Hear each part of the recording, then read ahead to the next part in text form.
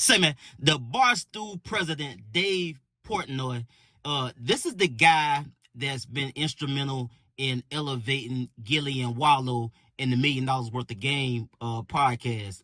So this guy is the president, and he got a bone to pick with Shannon Sharpe. I guess, he decided that since Shannon Sharpe is against the ropes or down on the ground getting kicked, depending on how you look at it, he gonna get him a lick in too, because he went in semi on Shannon Sharpe about an interview that he did around the time of the Super Bowl. It was a 2-hour interview, and he decided that since all of this is going on with Shannon Sharpe, that he's gonna bring this up now and voice his opinion and his grievance with Shannon Sharpe about why that interview never came out. Let's get to the content. Say, man, if you watching this video right now, man, and you like how we kick it over here at GuddaTV, man, why don't you do me a favor and hit that like button, hit that subscribe button, and turn on your notification bells, man. It won't cost you nothing. I promise you. Why don't you go ahead and do that for the boy and help the channel out. Appreciate you.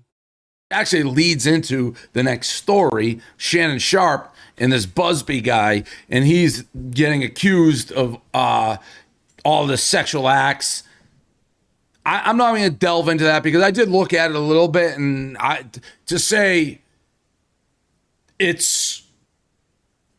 there's a lot that's like, you're reading it like, this seems really weird. Like, the guy, Shannon's dated this girl, and they're like, if you had sex like 1,000,000 times and on the 1,000,001 and it doesn't, she says no, it's still. In the Busby guys, the Jay-Z guy, the Diddy guy. So I would never judge anything on Shannon Sharpe based on this headline. Nobody should, because it's a very sketchy complaint. That's neither here nor there.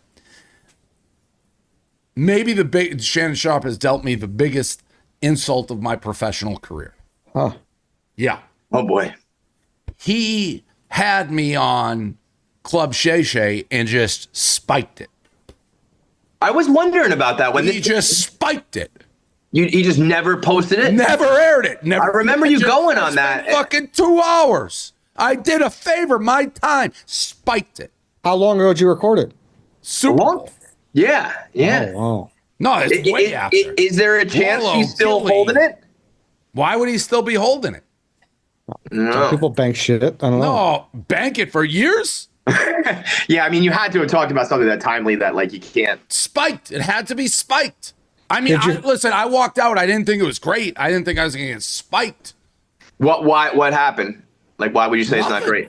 Compared to your Rogan interview, Oh, well, the Rogan one wasn't great either. Yeah, those were it was similar to that. It wasn't. It wasn't I didn't walk out be like, oh my God. I mean, Whitney's you're terrible in interviews like that. I just answer the questions that are asked to me. Spiked is tough. What an insult. That's a hard. I can't even spin that for you, man. I was gonna try to be well, Did you shit on rude too? Did you shit on one of his guys? You shit on LeBron or? It's rude too. Be like, hey, no offense, this wasn't good, so we're spiking it. What would have yeah, you would have been okay if he had be like, all right, yeah. Well, I didn't think it was. I didn't think it was awful. I didn't think it was great, but you just you asked me to go over there, spend time. I do, and then you just spike it. You're one of the only white guys that's ever been on there, probably, right? He had Andrew Schultz on after, but it was a streak of non-whites. I broke it up. He had Andrew Schultz. I don't know if he's had other. Wallow and Gilly, same setup, so they must have done it Super Bowl week. They each had their own. Yeah, he just spiked my ass. I would have thought, even if it was bad, A, you want to get some whites involved, and B, you're gonna get views regardless if you're in there. I would have liked hey, you sucked. We spiked it.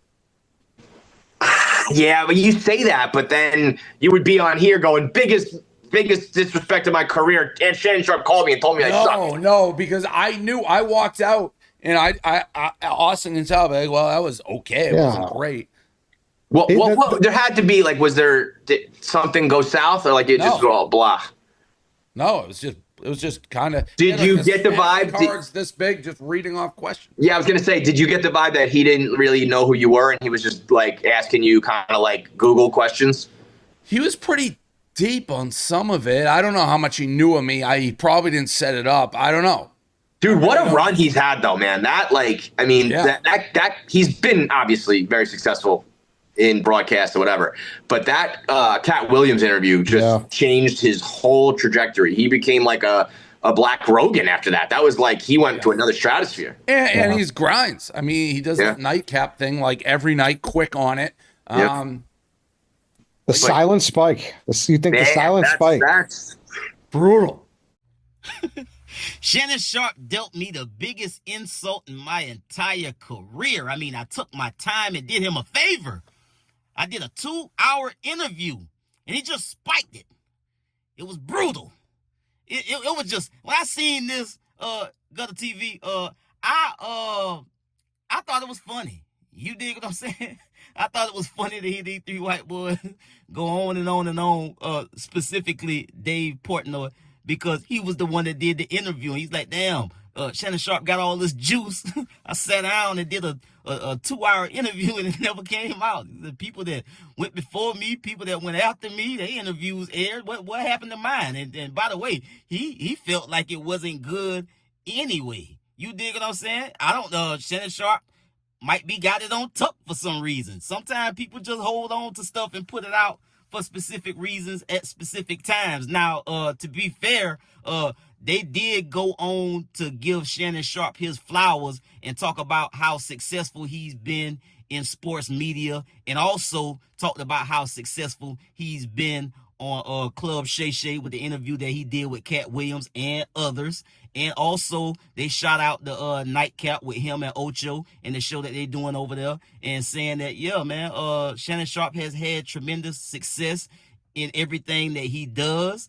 And, you know, but they stewed, understand me, over the fact that Dave Portnoy did that interview with Shannon Sharpe and it ain't never came out. And I just thought it was funny. I ain't think he was trying to get off or diss Shannon Sharpe in no kind of way, or really, you know, try to take it to him and kick him while he down. It was more so entertaining for me. Now, I don't know if that's the way it looked when white boys really get angry and mad, and that's the posture they take on. I don't know, but it just kind of came off to me as funny, man. And again, I don't think this was anything malicious behind this. It was just one of those things like, by the way, I got a story to tell about Shannon Sharpe since everybody talking about him. I did this 2-hour interview that never came out, and I'm pissed.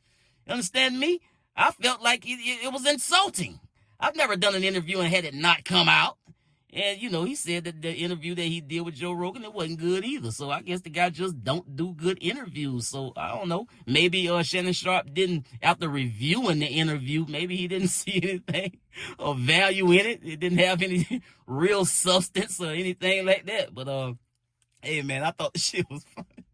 I thought it was funny, man, because that white boy, he was pissed that the interview didn't come out, man. I get at y'all on the next one, man. Y'all be smooth. Hey, also, he said that he feel as though, and this is coming from a white boy, he said, hey, man, look, anytime, he said the same thing everybody else saying about Tony Busby. Man, when you see anything attached to this guy, you just kind of gotta look at it with a grain of salt. That's not to, you know, dismiss the allegations, but it's attached to Tony Busby, which at this point, nobody out here takes this guy serious, because, I mean, he just puts on a performance. You know, he tries to do this money dance and money grab, and, you know, he don't try to get all of his facts straight. He just, I mean, when you open up a hotline, for God's sakes, just to try to get any kind of information you can, that's past thirsty, my boy. You dig what I'm saying? And not only us in the black community recognize that, everybody recognized that, because even these folks were like, yeah, when I seen that shit, I was like, and Tony Busby, the Jay-Z guy, the Diddy guy, like, man, come on, man. Ain't nobody